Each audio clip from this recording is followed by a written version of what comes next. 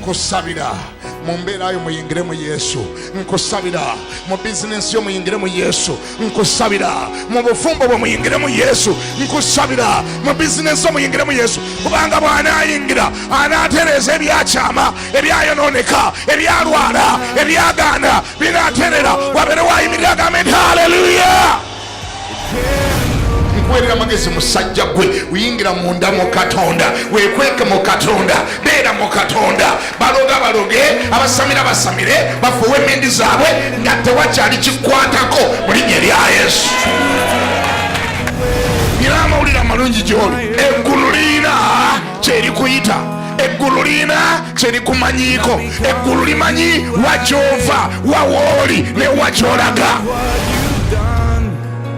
Not because of what I've done, but because of who you are. I am a flower quickly fading, here to on tomorrow, a wave tossed in the buvunaanyizibwa bwo okugaaninganga amatuugo n'omutima gwo.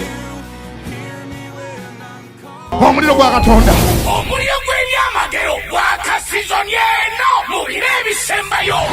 Vubutuka misinde oyingire mu nnyumba ya Mukama bw'esse nga 28 omwezi gw'E2016 ye overnight prayer wano ku Christian Focus Center Mmengo Kisenyi. Onoowulira ekinaakubako ng'amafuta gakulukuta, abalwadde nga bawona, abaavu bafeekeere.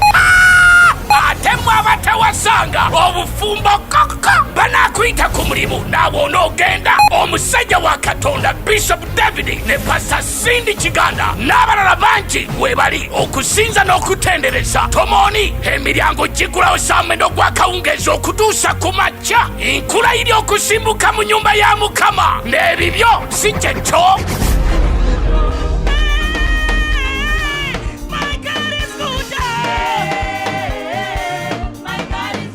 City Lunch Fellowship Nakasero, abantu bawona bafuna emirimu, abatalina ssuubi bafuna essuubi, abantu balokoka. Weeyune City Lunch Fellowship Nakasero okuva ku lunaku lwa wiiki okutuusa ku lw'omukaaga. Ababuulizi nga bakulembeddwamu Bishop David Kiganda n'abakazi n'abasajja ba Katonda bangi ab'okubuulira ekigambo ku ssaawa 6 gwennyini ogw'emisana paka essaawa 8. Akuwa omukisa ng'ojja mu City Lunch Fellowship Nakasero.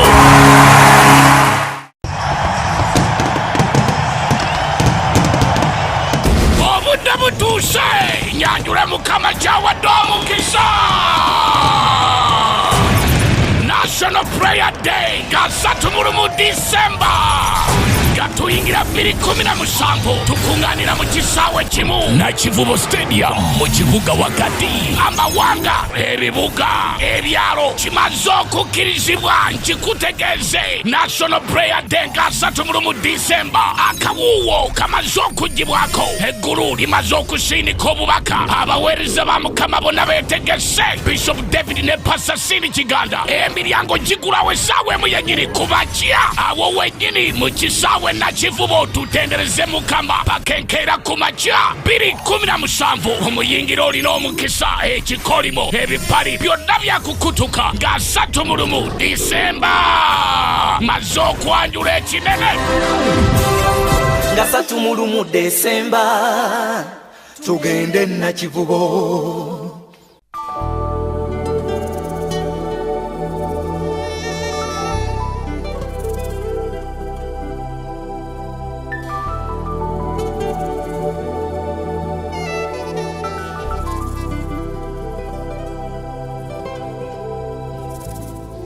Tubaaniriza mwebala okujja, Mukama mwebala baleeta okubajjana kyabajje. Kyukira naibo mwe namusizeko mugende waayo oli otya. Mumbuulize nga weeyongedde okunyirira mwana wa taata. Kyobulaba nze namugamba weekubise nga ekifaananyi buli wiiki okitereke. Atalina za studio. Ekyennaku zino bannayuganda abasinga obungi bonna kaakati baafuuka bafotogulaafa. Buli alina essimu yafuuka fotomaani. Weefotole wekka kale, funa omwana wo ku kyalo akufotole n'ekakabiriitiko okitereke. Mukama yebaziwe. Kubanga olunaku lumu olinoonya bwe wali ofaanana ng'ate ebifaananyi tewabitereka, ate embeera yo nga yakyuka dda kubanga egenda kukyuka. lino tuli mu kyusizo. Ekkanisa bwe banga erinayo erinnya lyayo eryokubiri bagiyita ekyusizo. Ebintu gye bikyukira, obulamu bw'abantu gye bukyukira, enjogera gy'ekyukira, empisa ze zikyukira, ennyambala gy'ekyukira, entunula gy'ekyukira, endowooza gy'ekyukira, future gy'ekyukira, amagenda g'omuntu gye gakyukira. Come on, somebody say amen. Ensonga lwaki olaba wano nga tugiyita the solution ground. Gambo yakulina nti oba wakana neetegereza, mugambe mugendi oba wakana neetegereza olabe ekigenda okumbaako mu nnaku si nnyingi okuva kaakati. Nkirangirira kikubeereko mu linnya lya Yesu. Samwiri ekisooka yewali ebigambo byaffe bya sizoni eno twasooka okuwulira mu ssula eno y'emu kiki Katonda kyakola bw'aba nga ayagala okutwala omuntu ku leva endala. Twawulira nti kiyinza omuwaliriza okubuza endogoyi z'omuntu oyo, kimuyamba okutegeera nti Katonda alina kyamugamba. Katonda abuza endogoyi lwakigendererwa, azibuza naddala bw'aba nga ayagala okutwala omuntu gy'anaawulira eddoboozi erikwatagana ku desitini ye.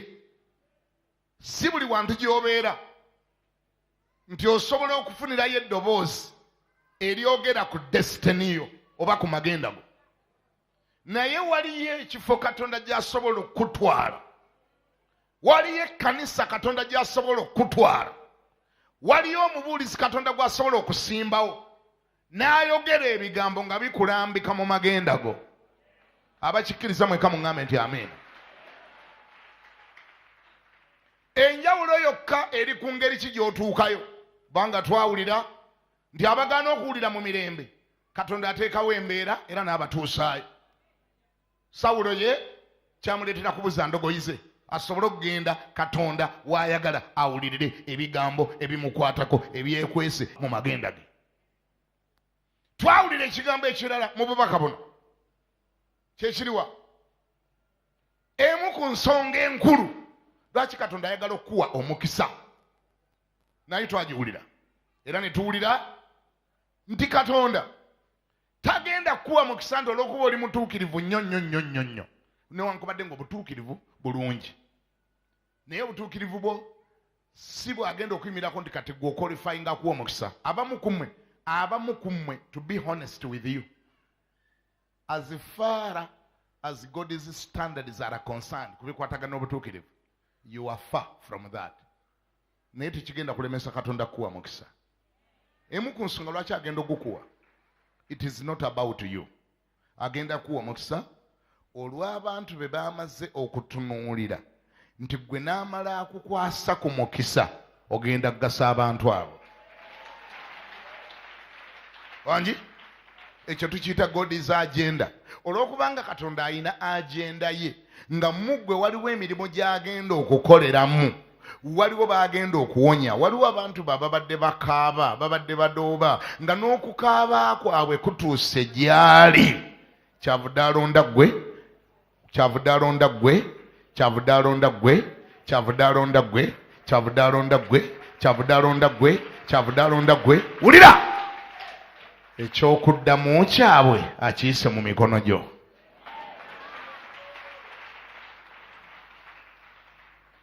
Abamu ku bantu abo kanisa yennyini, church, Katonda lw'atunulira ekkanisa nga ayagala gibulesinga n'amagana naye katuwa naani gwe mba nteeka ebyokuddamu mu ngalo, ani wano gwe mba mpa amafuta g'ogaggawala g'okkulaakulana ng'emikono gye tegiriimu masanda, engalo ze nga teziriimu gaamu, mazima nga bwe naamukwasa ku bintu binaatuuka mu church. Era Mukama gwe olumukakasa nti emikono gyo n'engalo zo temuli masanda, nagamba kankuwe sente zinaayitanga ku ggwe ne zituuka mu nnyumba yange. Ab'engeri ng'eyo nabo gye bali, ngambako nti amiina. Yagamba Sawulo, wuli aba yagamba Sawulo olunyiriri lwabadde lwakumeka? Ndowooza lwabadde lwa 16. Nti enkya, Samwiri ekisooka 9:16, nti enkya bwe biri banga kampegaano, enkya mu kiseera kino n'aweereza gy'oli omusajja mu nsi ya Benjamini. Kandi kanziremu bisome bulungi. Enkya mu kiseera kino n'aweereza gy'oli omusajja ava mu nsi ya Benjamini, era olimufukako amafuta okuba omukulu w'abantu bange. Wabere wakitwala agambeko nti amiina. Era ye wulira ekimufukisaako amafuta, gamba nti mpulira, bw'oba yegweteeka omukono waggulu, nkubulira ekigenda okufukisaako amafuta. Bakufukeko amafuta g'okubulira enjiri, bakufukeko amafuta g'ogaggawala, bakufukeko amafuta g'okulaakulana, bakufukeko amafuta. Wulira ekigenda okufukisaako amafuta, olimufukako amafuta. Era ye yalirokola abantu bange mu mukono gw'Abafirisuuti.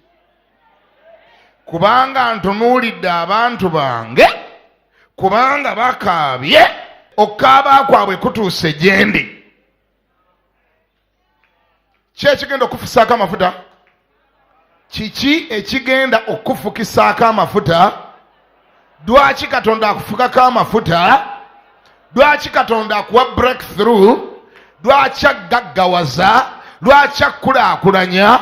Waliyo abantu batunulidde nga bakaaba, nga n'okukaaba kwabwe kutuuse gy'ali, era olw'ensonga eyo alonze ggwe obasirisenga amaziga mu linnya lya Yesu. Gamba nti aganfukeko. Kyogere n'amaanyi, gandi ganfukeko, ayi Mukama. Ganteekeko taata, nange naabayamba. Katonda asobola okutunuulira ebyetaago by'ekkanisa. Sooka owulire ebyetaago mu kkanisa. Mazima bw'obanga oli mukodo bityemula n'omutima. Give me that red envelope. Banne, sooka owulire bino byonna nga toliiko mafuta. Bino tebikuddusa ne mu kyaki ng'obiwulidde. Sooka owulire. CD offering, TV ministry support, radio ministry support, land purchase project, building project, Manyanga Mission and Evangelism, Nachivubo overnight prayer, Budali Sukuru, direct offer to pastime Mukama Katonda. Nga bingi bulala. Bino nga tewalokoka. Oyinza n'okutandika okujja mu kkanisa nga bamaze okuwaayo n'ogaba ite tubisobole bisusa obungi njagenda nga bamaze. Bino byetaaga abantu nga baliko amafuta. Bino byetaagayo omuntu nga ye bamufukako amafuta ga kugaggawala na kugaba. Bino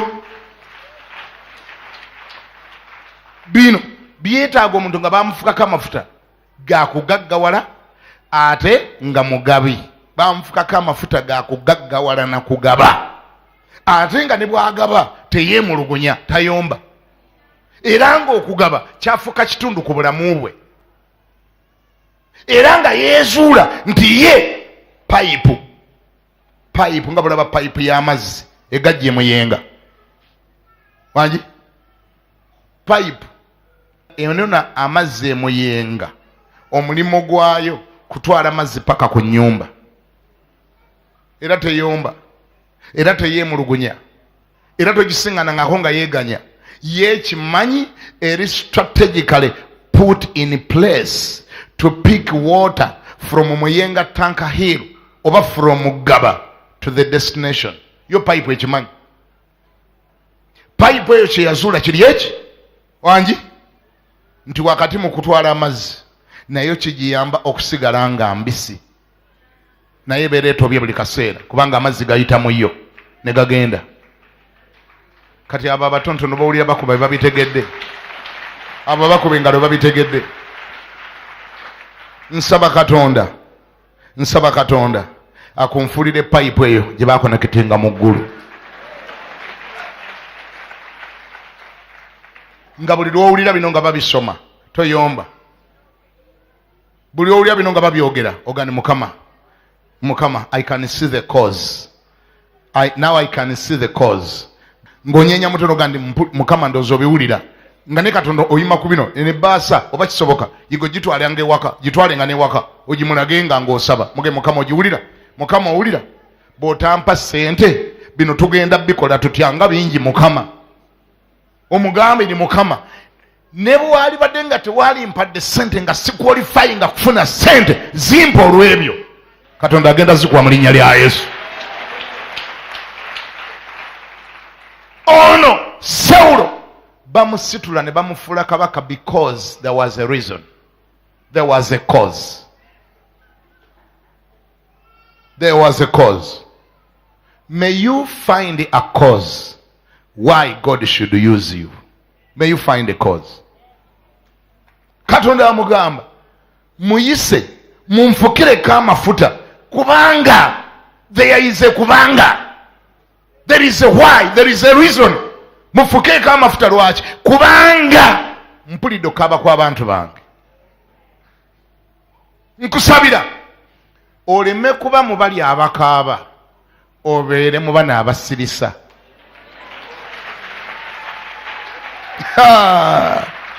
Waliyo akakawulidde ngenda kakolako referendum. Ngenda kakolako referendum. Ngenda kakolako referendum. Ate Bible gamu n'abalabiranga ku bibala byabwe. Ngenda kakolako referendum. Referendum egenda bweti.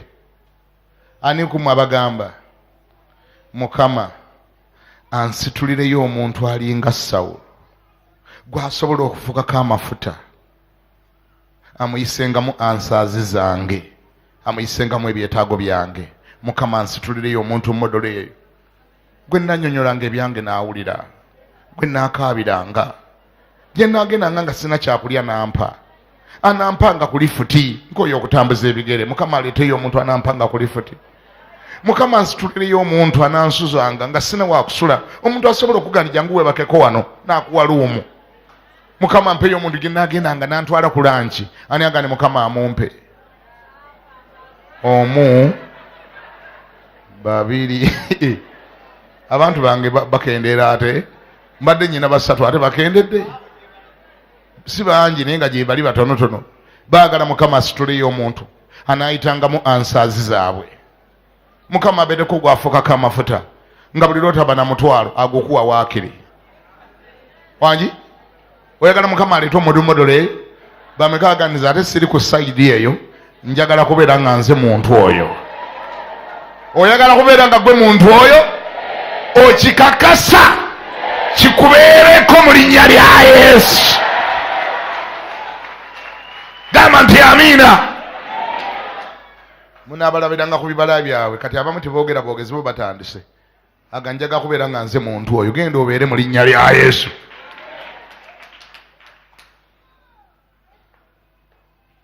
Katonda akuwe n'omukisa gw'ataali kuwadde ng'agukuwa olw'obwetaavu bw'amaze okulaba. Njagala essaala zo zikyuke zifaanane bwe zityo. Obeere focused nga nga ne bw'oba osaba bw'otyo bw'osaba. Kigambo kino nkiddiŋŋanye kati okumala wiiki namba buli lwe njagala okivaako kinnemeddeko simanyi lwaki. Nkiddiŋŋanye. Sira okuba nti sina birala byakwogera mbirina naye buli lwe njagala ogenda omwemu gwange mbasooka olinde erindako awo ewali ekyakwata abantu awo nkusabira essaala zo zikyuke. Essaala zo zikyuke. Bw'oba osaba, listen, bw'oba osaba olekera okusaba plain prayers. Buli ssala gy'osaba giteekamu ka because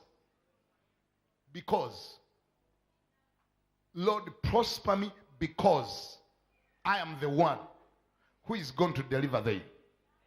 Anoint me because, prosper me because, lift me because, for I am the one. Get the right reasons. Funa ensonga entuufu.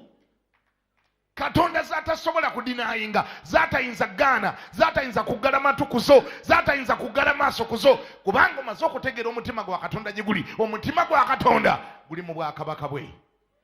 Omutima gwa Katonda guli mu bantu be abakaaba. Omutima gwa Katonda gye guli. Genda omutima gwa Katonda gye guli. Guli ludda wa? Omutima gwa Mukama guli ludda wa? Guli mu bantu be. What a wonderful reason why you should prosper. Come on, Uganda si yesu okubeera mu busibe. Nabano baabano baali mu busibe abantu ba Mukama. Naye gye baakoma okukaabirira Katonda, Mukama yamala n'abajjukira. N'abasitulira omuntu agenda obbataasa. Nsaba nga Katonda asitula abantu. abalimu byokudda mu bya Uganda Katonda naawe akusitulire muri mu linnya lya Yesu. Ngambye ntya Katonda naawe akusitulire muri nkiddamu ate nga nkinyweza. Uganda ebonyebonye ekimala. Uganda ekoze etya? Uganda terina makubo. Tulina ekkubo limu erigenda ku airport. Kitwala essaawa nnyo okutuukayo. Katonda asituleyo wano mugaggo mu Uganda atekewo private roads. Naawe bw'oba omusaba omugeni Mukama ngaggawaza kubanga njagala kubeera omu ku bagenda okuinvestinga mu makubo. Slums ziringa slums. Abantu baffe basula bubi. Otuuka mu Kisenyi eno manya mu Kasaato, bakayita Kasaato. Kasaato oyingireyo tewalina kkubo ligendayo. Emyala gyangeri giyita mu miryango gyabwe. Pupu akulukutiramu n'amazzi. Bw'otuukayo olaba ki? Ye wali olinnyeeyo twogerera wano, wali ogenzeeyo. Ye nekyandikututeyo kimanyi. Omutima gwa Katonda guli mu abo. Katonda anoonya alibalokola. Asobola okuyimira ali mu Kasaato ng'oyitawo n'owanika emikono mu bbanga n'ogane Mukama n'omala ompa ssente nzimba apartments nga yeeteka abantu 4,000 apartment nga family 1,400 ziri kuli. Simanyi owulira? Omutima gwa Katonda guli mu abo. Balaba nga atabalaba abalaba. Singa Katonda akungaggawaliza mu linnya erya Yesu. Jamiru owulira? Gobeera e Bungereza. Bino byenjogera gwe ate obitegeera nnyo. Ewamu abantu basula bwe batyo. Basula batyo. Uyo abeera Bungereza gyakulidde. Bantu basula batyo. Ennyumba za ngeri. Enkuba etandika okutonnya ennyumba eyali eyefuuti 8 obuwanvu. Ennyumba negenda nga Kampala nefuuka ya fuuti 6. Ne nannyini n'agiraba ndi ennyumba eno neeri mu kukka egenda naye n'agiremeramu. Ennyumba ng'egenda. Tewali toilet. Bali abe Bungereza ani yabatonda? Si Katonda. Otuukayo ekyalo ekyo kyonna nga bw'okiraba ekya Kasaato. Bazimba buloko age ng'egendaka efamily 4,000. Bonna nga bwe balaba ekyalo ekyo kyonna bakitikka mu kizimbe eki kalina 16, kalina 30, kalina bonna akaalo konna ne bakateekawo. Subsidized prices. Basasulayo obusente basasudde ne beebaka. Singa Katonda asitulayo ba investor abalinga mmwe wano mu linnya erya Yesu. Nangirira omwoyo gw'aba investor mu linnya erya Yesu. Fuuka butuusingaawo akaalo konna n'okagula. N'ogaana mbaguze musooke muveeyo mbawadde emyezi 6 nga temuliiwo. Mugende mufune gye munaasula mujja kudda after 6 months. Ng'ositula gugguloofa nga guyimira guti mu bbanga. Ng'obagamba mukomee mujjuze foomu buli omu okweba kasente bwe ziti ntonotono ze musobola. Ekyo ekizibu kya Siraamu nga tukiwona.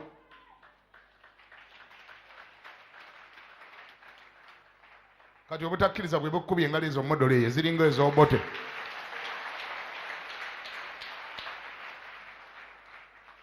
Kama yebazibu. Mutandika okutunuulira ebizibu by'abantu n'ebyetaago by'abantu. Mubifuule ensonga, mubifuule essaala zammwe, ensonga z'essaala zammwe. Mufuuke abantu abasolvinga problem. Muddire problem z'abantu muzifuule essaala zammwe. Gwe buli wolabe wali problem gy'oba okwata ogifuule essaala. Kubanga otegedde nti eyo Katonda gy'alowooleza. Eyo Katonda gy'alowooleza eyo. Agambye atya? Agambye gwe atabaddeewo omanye abamu mubeera wano nga wazzeeyo eddeeko limu kulya makoloni. Naye wulira kyagambye. Agambye kubanga ntunuulidde abantu bange. Nsoma verse 16 last part. Kubanga ntunuulidde abantu bange. Kubanga bakaabye okukaaba kwabwe kutuuse gye ndi. Kyenvudde mpita ono omusajja abanyambeko. Nsaba omusajja oyo abeere ggwe. Nsaba omukazi oyo abeere ggwe. Kambako nti amiina. Kamako omukisa muvubuka ggwe. Genda obeere omu ku bo mu linnya erya Yesu. Genda dduka emisinde njogere ebigambo byokka bye njagala okwogera nve wano. Ebigambo ebyamala bigamba Samwiri. Olw'ekkumi n'omusanvu lugamba nti awo Samwiri bwe yalaba Sawulo Mukama n'amugamba nti laba omusajja gwe nakugambyeko oyo yaliba n'obuyinza ku bantu bange. Gamba naye bakuna nti tokogere bulungi gambe kogere ng'okanyoza nti laba omusajja gwe nakugambyeko. Kozi bamugambyeko ki? Kozi bamumugambyeko ki? Nti enkya ndeeta. Wangi? Gamba nti aleete. Kati musajja atwayabudde. Musajja watayabudde n'ebimwogerwako tannabimanya. Musajja atwayabudde ekibooziboozi kiri wakati wa Katonda ne Samwiri. Musajja watwaze Katonda byamugeya ye tannabitegeera. Mumanyi Katonda ageya? Katonda ageya. Ekyenjawulo ekimuliko ye tali nga gwe abantu boogeyo bageya lwa bubi. Okolokota bakolokote. Ogeya bageye obatemako bigambo. Wangi okugeya ko kuzibu. Gwe boogeyo bagandike kasisita ke nakugambye kakawonye enkwawa. Engeyawe nzibu bannange. Oyo blaza gwe nagambyeko ayina stocks erimu ekituli oyo. Gambo yakune nti wabula ogeya bubi gwe. Mutandika okugeya abantu mu ngeri entuufu. Mubageye nga Katonda bw'abageya. Otya yogera ku muntu ng'oga nti oyo sister gwe nagambyeko gwe ngenda okuwa emmotoka oyo. Ani awulya ngambeko nti amiina. Mugeye abantu mu ngeri entuufu. Wangi? Oyo omuwala gwe nakugambyeko gwe ngenda okuwasa. Eyenge ya ntuufu eyo. Eyenge ya gyeri. Mugeye abantu mu ngeri entuufu, mugeye nga Katonda bw'ageya. Wuno agamba atya? Agamba ono nabbi. Oyo omuvubukajja gwe nakugambyeko gwe ngenda okufuula kabaka yagenda okubeera n'obuyinza ku bantu bange.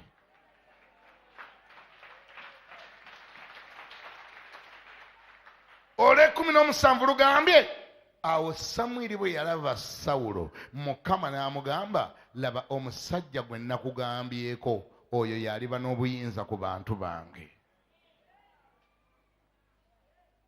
Uganda eyina abantu abatayina mirimu bayitirivu obungi. Abamu nga baasoma abalala nga tebaasoma. Nsaba Mukama akunteeremu obusobozi wangi obuteekawo emirimu. Obeere mutonzi wa mirimo. Osseewo emirimu. Wangi akuwe ogukampuni ogunene. Akuwe okussaawo emirimu nga tokyanoonya mirimo nga gwossaawo emirimu. Wangi eggulu likugeye nga ligamba laba omusajja laba omukazi gwe nakugambyeko agenda okussaawo emirimu, agenda kussaawo kampuni egenda kukozesa abantu emitwalo 4. Oyo gwolaba oyo nga nkikulangirirako mu linnya erya Yesu.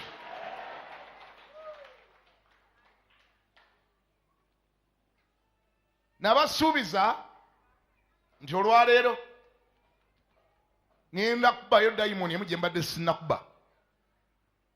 Dayimoni eyo mu Luzungu bagita low self esteem. Low self esteem. Omwoyo gw'okwenyooma, omwoyo gw'obutekkiririzaamu, omwoyo oguwulira ebigambo bya Katonda n'obirijekitinga because of your status, because of your likeness, because of your background, olweyo gy'ova, olwa factors ze weemanyiiko. Ladies and gentlemen, Wangi, ladies and gentlemen, the just shall not live by factors. The just shall live by faith.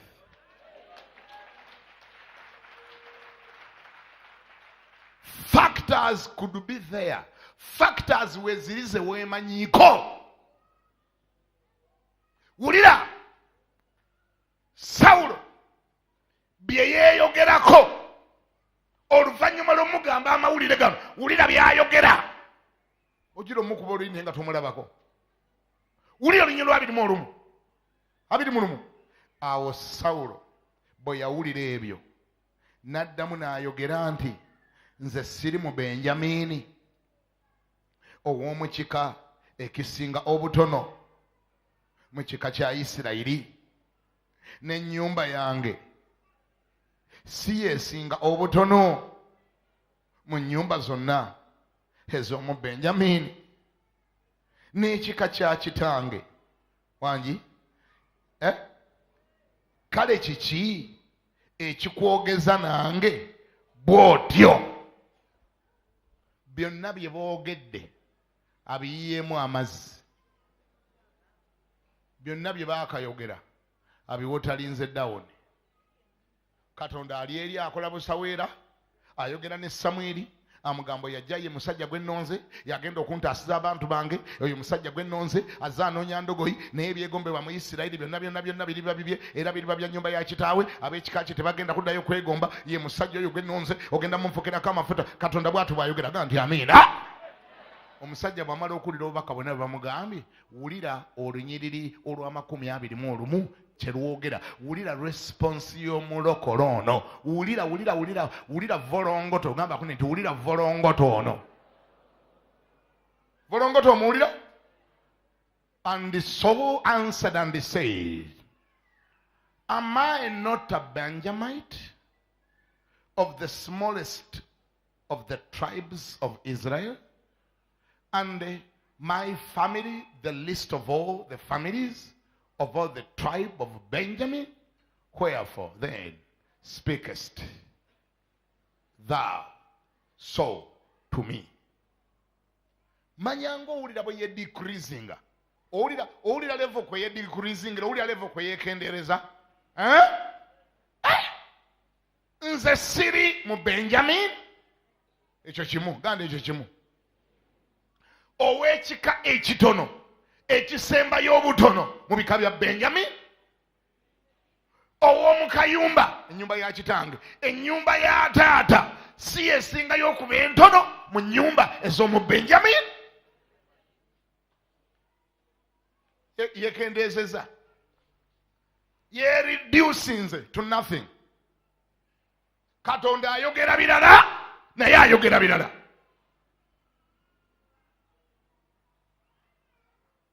Basebo ne bannyabo gandi mpulira okutuusa ng'otandise okwogera nga Katonda bw'ayogera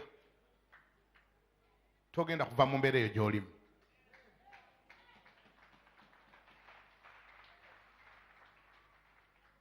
Obulamu bw'oba nga bunaakyuka tandika okwogera olulimi lwa Katonda. Weekutuleko bye weemanyiiko. Kituufu olina bye weemanyiiko. Waliwo amasitoole maama wo ge yakunyumiza, taata wo ge yakunyumiza, jjajjaamu yagabanyumiza, waliwo bye wakulolaba, n'ekyalo gye wakulira, n'ebikunta bye weebika, n'ennyumba mwe wasula, n'ekyalo gye wava, n'ekiraasi mwe wakoma, n'eggwanga lyewammwe, byonna biri awo bikwetoolodde, biringa emigwa bikusika, bikuze mabega. Byekutuleko oyogere nga Katonda bw'ayogera, kkiriza nga Katonda bw'akkiriza, tambula nga bw'atambula, kkiriza ekigambo kya Katonda okusinga bw'okkiriza factors ze weemanyiiko. Gamba nti amiina. And the Bible asks, whose report shall we believe? We have the report from the Benjamite family about you. We have that report. The Benjamite history, that is what it can say. Am I not a Benjamite? Wali ababuuza, kakati fe ab'eggwanga gundi ani atumanyi? Wali ababuuza nga ye ekyamukwata kiri mu kika kyewaabwe. Kati fe ab'ekika kyewaffe akayumba akasembayo obutono, taata wange tiwalina yali amumanyi, nze nfuuka ntya, nze mbeera ntya. Era ebyo birabika bya bagundi. Ne baba bulira enjiri nga wano kakati ku ssaawa eno omuntu alina ebyafaayo bye bimukwata. Wangi alina ebyafaayo bye bimukwata. Bwe boogera okugenda mu mawanga kyasooka okubuuza ngenda kwogerayo lulimi ki? Bagamu imirewa nange tusabire abantu abagenda okutambula mawanga nga babulira enjiri asigala atudde. Lwaki? waliwo kadayimoni kamusembera ngamba gwe biveeko naawe ogenda kwogerayo lulimi ki leka bamanyi oluzungu babasabire banagenda banayogera ekyo ne kimutuuzaawo nze mbuuza gamba nti buuza biki bye weemanyiiko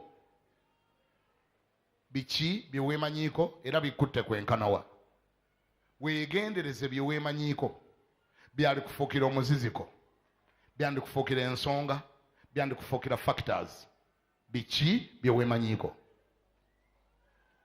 nkwegayirira newankubadde ng'obimanyi tokkiriza bye weemanyiiko okusinga ekigambo kya Katonda amaanyi. Teeka omukono waggulu gamba nti ayi Mukama nsonyiwa nnyo kubanga bye neemanyiiko oluusi binziiza nabyo byogera bimboggolera binzijukiza naye olwaleero nsirisa amaloboozi g'ebyo byonna bye neemanyiiko nga nsazeewo nzikirize ekigambo kya Katonda mu linnya erya Yesu era leka ekigambo kya Mukama kiwangule kibeere ky'amaanyi mangi nnyo okusinga nze bye neemanyiiko mu linnya erya Yesu. Amiina. Bw'oba okubanga zikubenga zinuga mu linnya erya Yesu. Ani awulira agambeko nti amiina. Omwana omuwala yatwewunyisa ennaku ezo yayimirira wano ku kituuti. Mwana muwala yayimirira wano n'atugamba nze nebaza Mukama olw'ekkanisa eno okujja wano temunzijukira temumanyi naye nze nali malaaya nga neetunda. Mwamulaba simanyi oba atuddewa yaganze mbadde nali malaaya nga neetunda wano naye nakkiriza bukkiriza kigambo kya Katonda. Nali malaaya ng'abasajja banzaalazaalamu dde abaana nina abaana oledde bana mu butuufu nga bekutaba kukkiriza onoonya n'essuubi eri gye liva ery'okufumbirwa nga ani agenda okuwasa ng'olina abaana bana abataliko ba kitaabwe. Naye omwana bwe yamala okulokoka nakkiriza bwe yawulira enjiri eno gye tubuulira nga naye bw'olaba ngibuulira nga naye bw'ogiwulira n'agikkiriza. Wangi yatuwa wano obujulizi ennaku zino nti ayamuwasa inginiya mulamba. Si bwe yagamba inginiya ye yamuwasa. Era emiriro n'agandi kale abamu mbeewuunya tobeerangako na malaaya naye wabulako akuwasa. Nze nali malaaya mulamba ne nfunako atampasa. Omukazi bane nga yayogera n'ebigambo ebizibu. Yaganza yali malaaya ne mbasooka okufumbirwa. Ate ne nfuna inginiya mulamba. Inginiya yakamuzaalamu abaana bameka? Babiri. Bali bameka be yasooka? Bameka? Bataano. Yalinako bali abataliko ba kitaabwe bataano. Inginiya yajja azuuma ng'awunze nga takyalaba. N'ayita ku bawala abalala bonna abato n'agenda n'ono yali malaaya.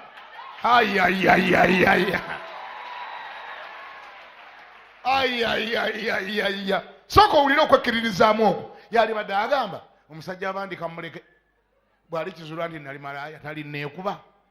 Yalumba bulumbi.